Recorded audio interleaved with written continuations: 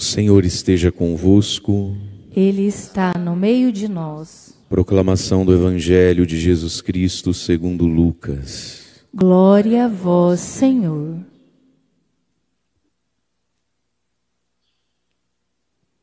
Num sábado, Jesus estava passando através de plantações de trigo.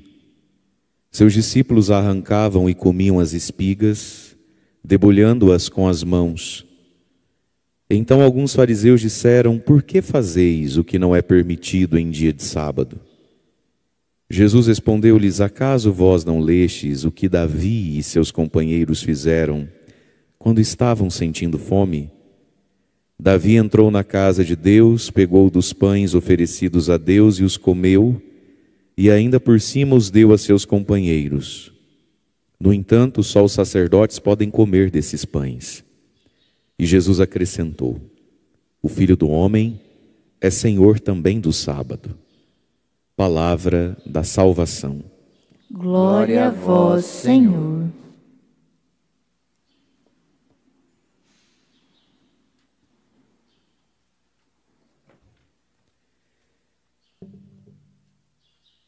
Irmãos e irmãs, no Evangelho de hoje nós temos uma polêmica de Jesus com os fariseus a respeito do sábado. Ontem foi a respeito do jejum. Jesus, no seu ministério, no seu ensinamento, teve algumas dificuldades com as tradições humanas, que de algum modo, num primeiro momento, são todas elas bem intencionadas, num desejo talvez de aproximar o ser humano de Deus. Mas às vezes com muita facilidade a gente sacraliza algumas coisas que muito mais escondem do que curam, né, na nossa vida, o nosso coração. E as nossas particularidades, às vezes, as nossas manias, as nossas verdades, elas podem às vezes nos embrutecer de tal modo que a convivência com o outro fica insuportável. E claro que aqui o padre não está falando da correta e fiel observância, por exemplo, dos 10 mandamentos da lei de Deus. Estamos falando aqui das coisinhas que são relativas na vida, que não são essenciais, pelas quais a gente mata e morre, né? E se a gente for ver o motivo pelo qual a gente briga com o outro, os motivos pelos quais a gente não suporta o outro, os motivos pelos quais a gente sente vontade de voar na goela de alguém, os motivos pelos quais a gente diz: ai, não gosto dela, não sei. Bom, se você não sabe, significa que quando você descobrir era bobeira, né? Porque senão você sabia. Geralmente são coisas mínimas. Geralmente não são coisas de fato importantes, né? Mas olha só o que aconteceu ontem, acontece hoje aqui na leitura. Existem coisas que fazem parte do todo. Como, por exemplo, a questão ontem do jejum, do sábado, o quanto se trabalha ou não no sábado, de acordo com a lei de Moisés.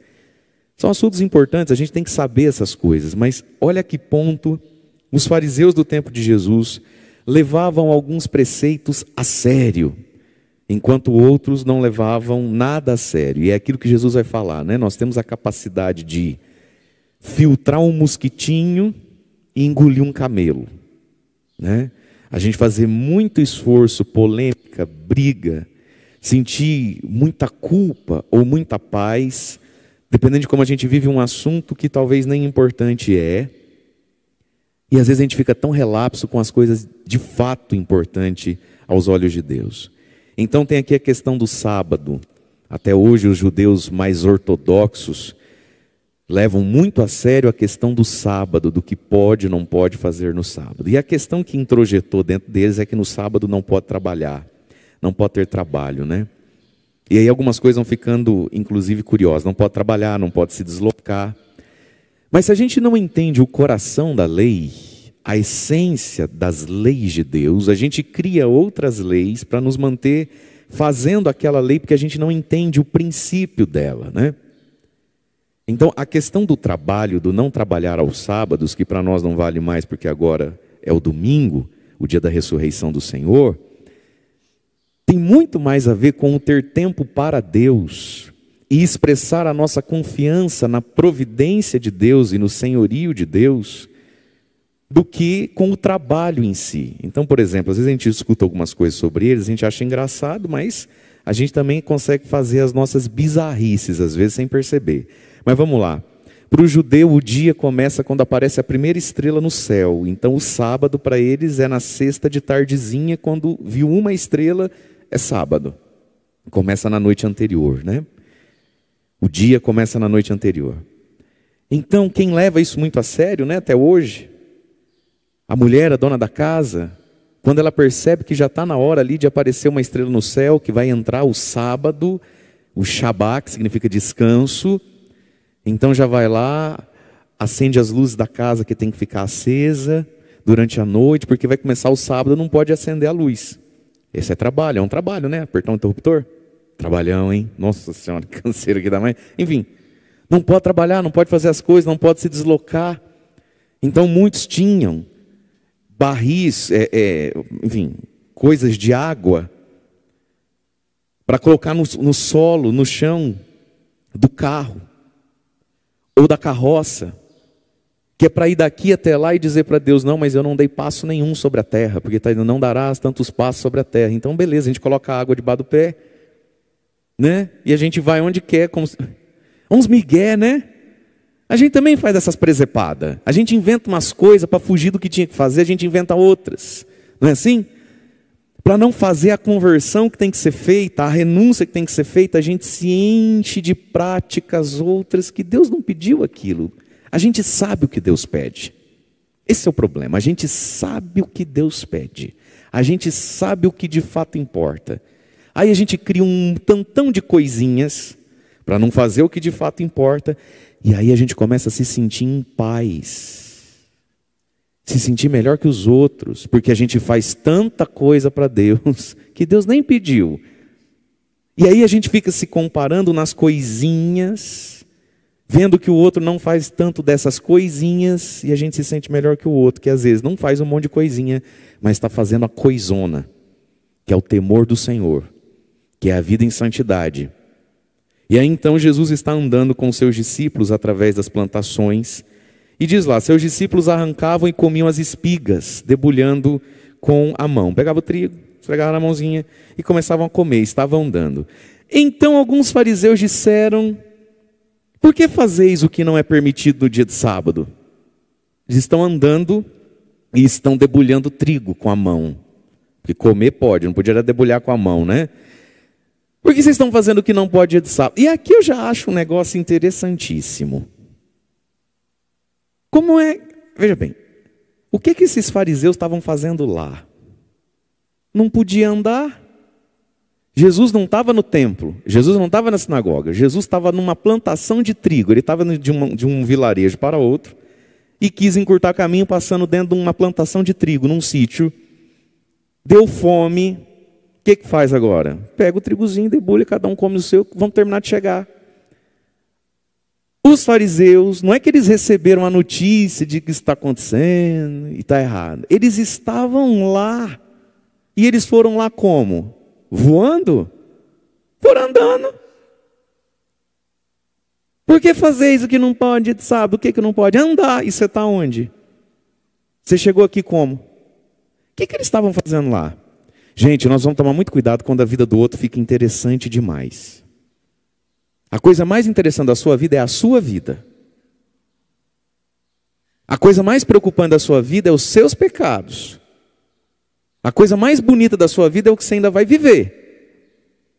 A vida do outro fica interessantíssima. Você percebe, eles não largavam Jesus. Não porque tinham fé, porque eram chatos.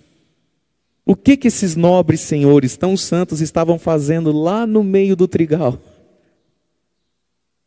Eles pecaram para ver o pecado do outro. Não é assim? Eles erraram para ficar perto do erro do outro e denunciar o erro do outro. O que você está fazendo aqui? Como é que você sabe que eu estou andando comendo trigo? Você não tinha que estar em casa também? Não é só eu. O que você veio fazer aqui junto comigo? Olha que povo insuportável. E acusando o outro daquilo que ele faz. Né? Como é que eles sabiam o caminho dessa roça aqui? Porque já tinham ido lá muitas vezes também. Às vezes a gente sabe coisas do outro porque a gente é bom naquilo. Um bandido conhece o outro. Um safado conhece um safado. Existem muitas projeções em nós. Às vezes a gente enxerga e cheira e fareja no outro umas coisas que no fundo revelam o que a gente faz, o que a gente vive. Como é que eles sabiam que Jesus estava ali no meio, no fundo de um sítio, de uma roça? Porque eles iam lá. E aí agora eles estão escandalizados que alguém resolveu debulhar uma mãozinha de trigo e comer. Sendo que possivelmente eles faziam a mesma coisa também, muitas vezes. Mas vamos lá então, por que vocês fazem o que não pode fazer no dia de sábado? E veja, meus irmãos, o sábado ou o domingo para nós foi dado para algumas coisas, sobretudo para o senhorio de Deus na nossa vida, que a gente revela através do descanso. Não descansar é uma idolatria do próprio eu. Por que a gente trabalha igual louco, de segunda a segunda? Porque a gente idolatra a nossa força, desconfia da providência de Deus.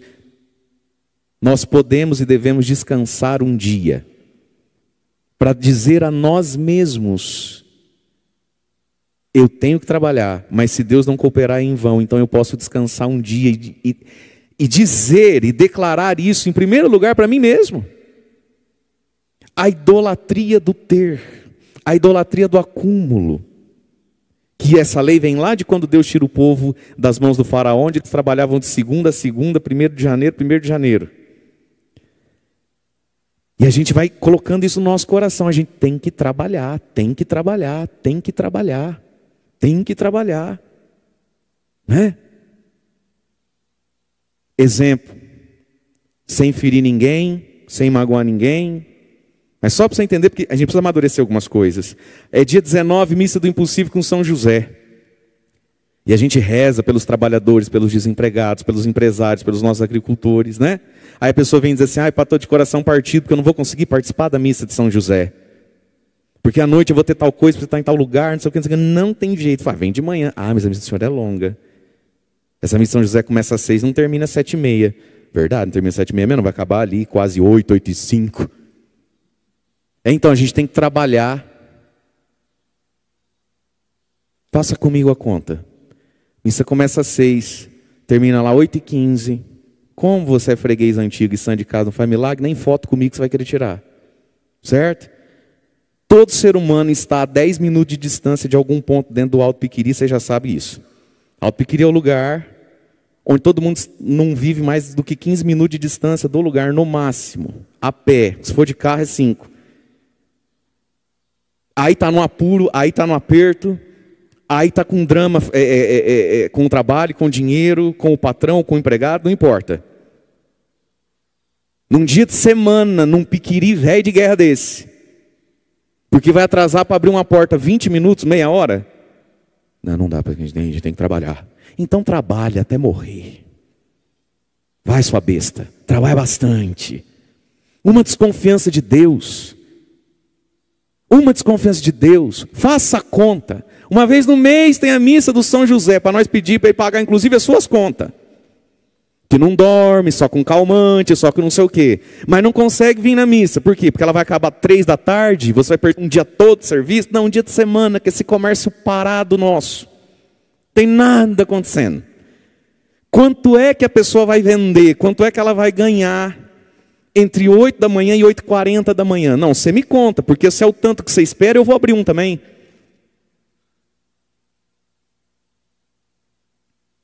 A gente tem o descanso do dia santo, o descanso do domingo, porque tem mais Deus para dar do que você para conquistar. Mas a gente não tem fé. A gente não para, a gente não sossega. Deus deu o sábado, o domingo como descanso também, para o respeito para com o outro. No Egito, quando Deus manda tirar o povo do Egito, diz: Moisés, você vai libertar o meu povo, para que o meu povo no deserto possa me adorar. Ouvi a aflição, o gemido do meu povo que é explorado. E se a gente não cuida, a gente descansa nas custas dos outros. Não é assim em casa? É assim dentro da nossa casa. Mãe, oi, pega água. Mas minha Nossa Senhora, você não tem 2 pés? Assim? Ô mãe, oi filho. Pega a toalha. Mas criatura, vai ali, pega a toalha. A gente descansa nas costas dos outros, não é assim? Então, a lei do descanso também para o outro, por fé na providência. E para quê? Para poder, nesse dia, ser agradecido e, se possível, até trabalhar para o próprio Senhor, para o próprio Deus. Se relacionar com Deus. Moisés, tira o meu povo do Egito, para que eles no deserto possam me celebrar. No Egito não se celebrava Deus, eles não podiam celebrar Deus, porque eles tinham que trabalhar. Então Deus foi quem instituiu isso. Deus lá do céu olhou e não tolerou duas coisas: a exploração do trabalhador e o não rezar, o não ser cultuado. Deus faz questão de ser cultuado. Quando a gente diz assim, não, eu rezo em casa, né? Deus está em todos os lugares. Eu rezo em casa, eu faço as minhas orações lá, Padre. Nossa, Deus é testemunha que eu faço as minhas orações todo dia lá em casa. Então, só que aí você precisa se acertar com Deus, porque a palavra de Deus diz que Ele abriu o mar vermelho, venceu o faraó, fez tudo aquilo, porque Ele olhou lá de cima e falou, chega, não aguento mais ver gente trabalhando de segunda a segunda. Não aguento mais não ter um dia nessa terra que eu fiz, dedicado a mim, eu mereço. Deus se empoderou, a gente diria hoje. Não tem hora que a gente precisa se empoderar e falar assim, chega, eu não aceito, eu não mereço e agora é assim. Então foi isso que fez Deus fazer a Páscoa, que a gente celebra todo ano, que o judeu celebra, o mar abriu. Vai lá ler por que o mar abriu. Que Deus olhou lá de cima e falou, chega, fui eu que criei isso tudo aí. E é o seguinte, vai ter um dia para mim, para os meus filhos, o meu povo se reunir e oferecer num altar um sacrifício para mim. Ah, você não concorda, Faraó? Vai morrer afogado na água também. Deus se empoderou e disse, chega. Então, o dia santo, os dias santos, né? E o domingo, o dia do Senhor. A gente não trabalha para ter tempo para Deus. A primazia de Deus no dia que é de Deus. Esse é o coração da lei. Só que se a gente não entende isso, a gente se escandaliza com o que nem devia. E aí Jesus vai responder para eles algo interessantíssimo. Uma das coisas que nos ajuda a discernir o certo do errado são as atitudes, os exemplos dos grandes homens da palavra de Deus, da história da igreja. Jesus olhou para eles e respondeu assim, escuta, acaso vocês não leram que Davi, aí Jesus apelou, hein? Davi, né, meu filho? O que Davi fez um dia, ele e seus companheiros, aqui é a história que Davi está fugindo com seus companheiros de uma perseguição, era um tempo, uma situação de guerra que houve, um combate, e eles sentiram fome, porque eles precisavam chegar num lugar, eles estão fugindo dos seus inimigos, eles sentiram fome. Como Davi entrou na casa de Deus, pegou os pães oferecidos a Deus e os comeu, coisa que só, e deu para os companheiros, coisa que só os sacerdotes podiam fazer. Davi fez algo fora da regra ali, porque ele estava com fome, estava fugindo. Os pães oferecidos a Deus. Davi fez isso. E aqui está uma pergunta importante de Jesus. Acaso vós não lestes que? Gente, para a gente saber ter discernimento na vida, nós precisamos somar, ou pôr junto, ao que a gente sente e pensa, aquilo que a palavra de Deus diz, aquilo que a gente deveria já ter lido. Acaso vocês não leram o que fez Davi? Acaso você não lembra o que o padre falou domingo na homilia? Acaso você não lembra o que fez Santa Teresinha uma vez aquele dia? Acaso... E o problema nosso é que? É qual? É que a gente não lembra. A gente não sabe. E aí a gente decide, define a vida baseado no quê? Na gente. Quero, não quero, gosto, não gosto. Aí ficou pouco. Que nós somos limitados. Olha o que Jesus está dizendo para o fariseu. Fariseu, meu amigo, pega a tua raiva que você está sentindo de mim. Pega o escândalo que eu estou te causando, que você está assustado. Meu Deus, mas ele está violando o sábado. E puxa na tua cabeça o que você leu na Escritura. Põe mais assunto para você discernir.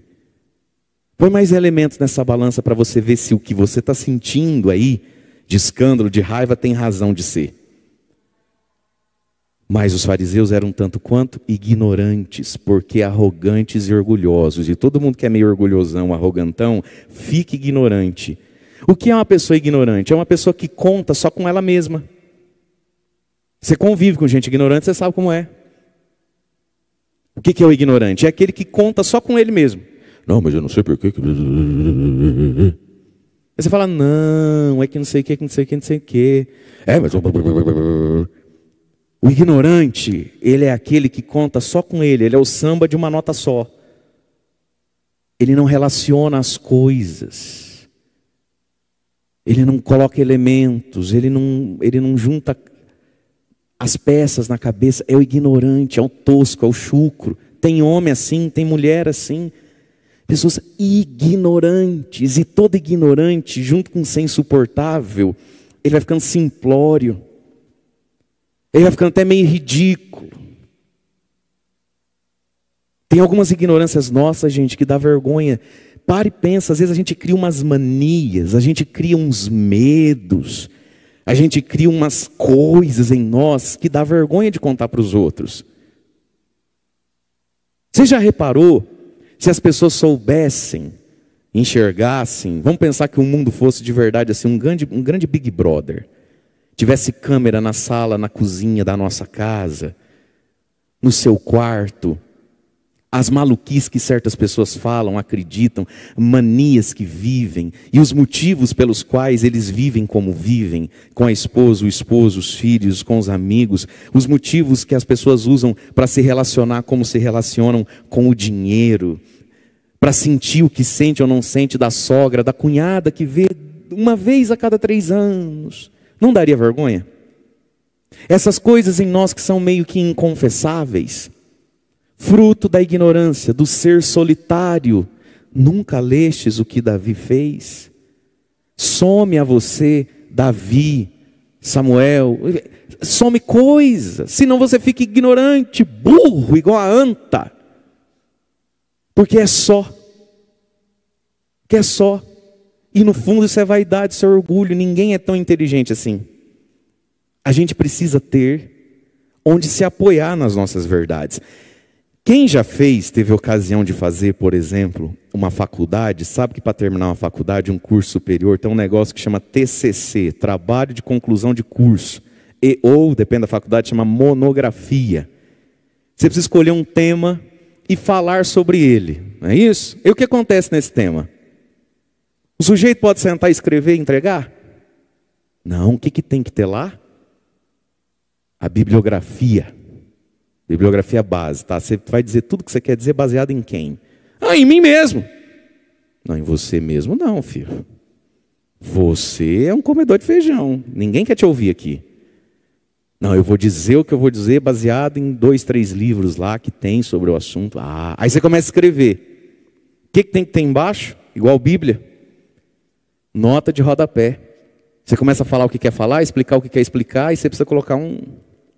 Aí você para dizer, ó, isso aqui que eu estou falando, fulano disse, ano tal, página tal. Aí você é levado a sério. Porque antes de você ser doutor, e isso é o doutorado, é a tese que a pessoa escreve sem citando ela mesma, você precisa passar no caminho das pedras aí, meu querido. Nunca lestes... Ó Jesus usando nota de rodapé para o que ele fez. Jesus não era um cara da anarquia. Segue teu coração, amiga. Isso não, filho. Você está louco? Foi o evangelho dessa semana de Pedro. Nem pessimista, nem otimista. Eu vou fazer o que eu vou fazer porque eu estou debaixo da tua palavra, não debaixo do meu querer. Olha Jesus citando aqui, ó. Não, eu estou fazendo o que eu estou fazendo...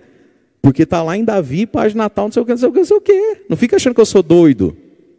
Esse é o problema da nossa vida hoje em dia, minha gente. Seja para viver sem regra nenhuma, tudo pode, Deus é amor, que se lasque, Deus é complicado de entender, faz do jeito que você quiser. Quanto talvez, muitas vezes, aquele que não é tão solto e relaxado, todavia, entretanto, rigoroso, duro, insuportável, inconvivível. Tá, mas me dá suas notas de rodapé. Você é assim baseado em quem? Baseado no quê? Quem é que justifica, apoia o seu jeitão ou o seu jeitinho. Acha para mim. E qual era o problema dos fariseus? Eles não tinham justificativa para as coisas, a não ser eles, a não ser as manias, o jeitão. E a gente precisa superar isso na nossa vida, minha gente. A gente precisa ter justificativa para as coisas, para educar um filho, para governar uma paróquia, para se relacionar com os outros. Nota de rodapé, eu quero saber de onde é que você está tirando isso aí, porque você não é um gênio ou uma gênia. Todo mundo é comunzão. Me explica, onde é que está na palavra? Onde é que está na vida dos grandes homens e mulheres de Deus? Explica para mim, me dá um exemplo que convença, que justifique. Então, quem não consegue relacionar o que faz, pensa e valoriza ou odeia a um grande personagem da Escritura, a um grande exemplo, ou uma grande palavra de Jesus, ou a um grande homem de Deus, é simplesmente um ignorante, teimoso. Simples assim.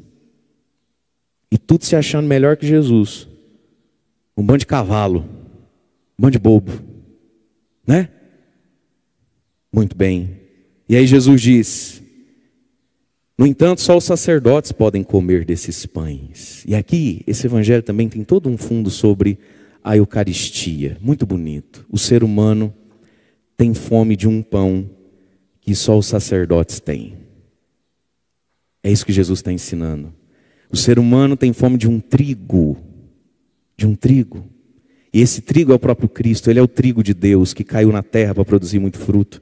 Nós temos necessidade de comer um trigo no sábado, hoje, comer um trigo no domingo. Qual é o trigo do domingo? A Eucaristia, que nós temos a graça de celebrar todo dia, sabendo que a de hoje nem se compara com a do domingo. Você veio hoje generoso que você é. Porque se você veio hoje para não vir no domingo, aí você já errou a conta também. Mas vamos ficar só aqui. O ser humano tem fome de um trigo no dia santo. De um trigo no dia santo. E o Filho do Homem é Senhor também do sábado.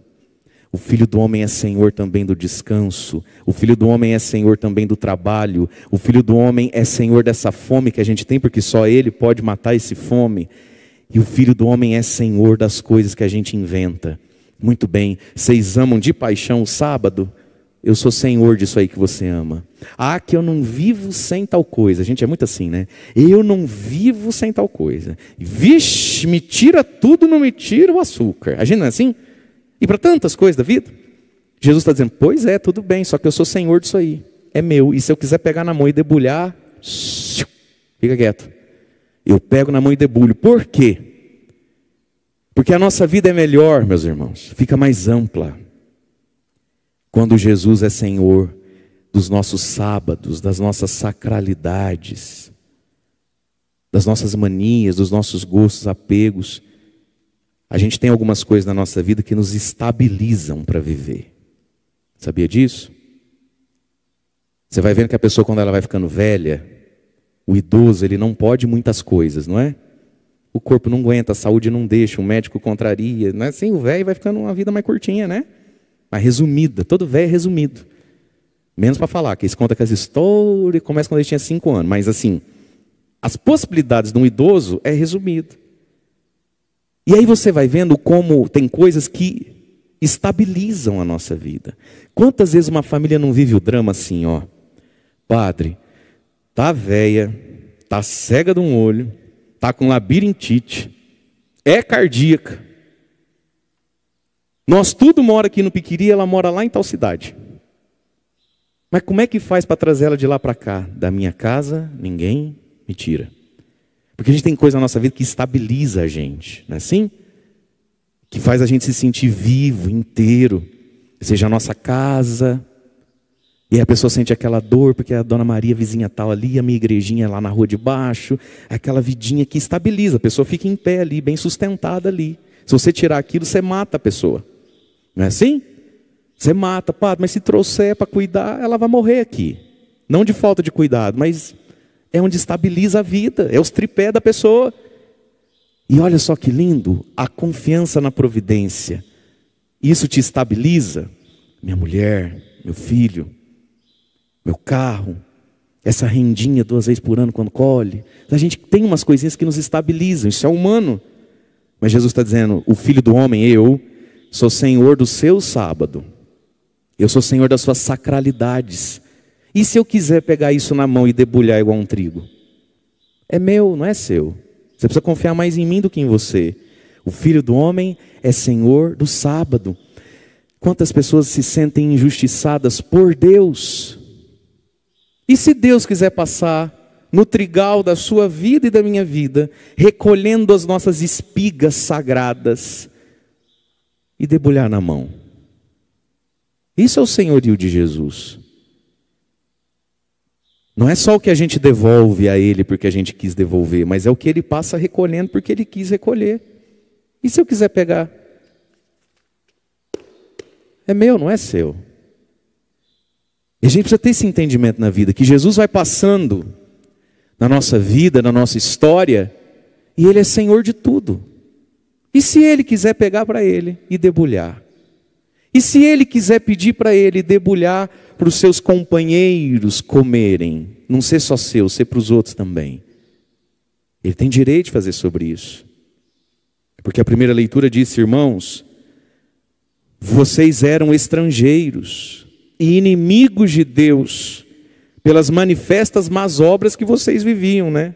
Mas eis que agora Cristo vos reconciliou na cruz pela morte que sofreu no seu corpo. Por que Jesus pode debulhar o trigo dos outros? Porque debulharam o corpo dele na cruz. Por que Deus pode me pedir uma paciência a mais? Porque Ele teve toda a paciência na cruz.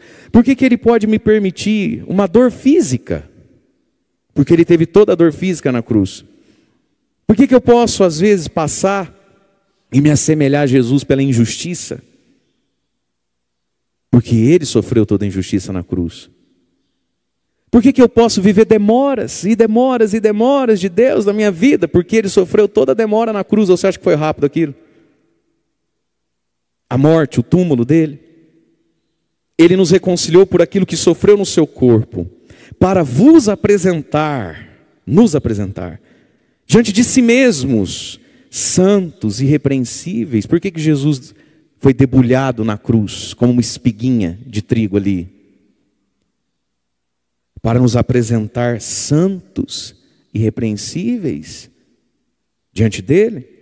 E como é que se dá esse processo? Paulo vai dizer, mas é necessário, é necessário, não dá para dizer que não tem outro jeito, é necessário.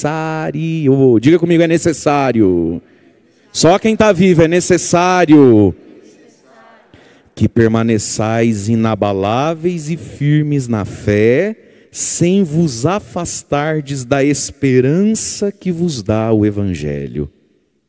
Nós somos santificados no quê? Na esperança. Enquanto eu espero, eu me santifico. Enquanto eu espero, inabalável e firme. E é difícil esperar. Meu filho, se entrares para o serviço do Senhor, prepara-te. Para quê, Senhor? Para as mulheres dar em cima? Não. Para quê, Senhor? Para a cachaça? Não. Para quê as vizinhas? Prepara-te para sofrer as demoras de Deus. Nós somos santificados na esperança. Olha o que Paulo está dizendo. Sem se afastar da esperança que o Evangelho te dá. E o Evangelho nos dá esperança.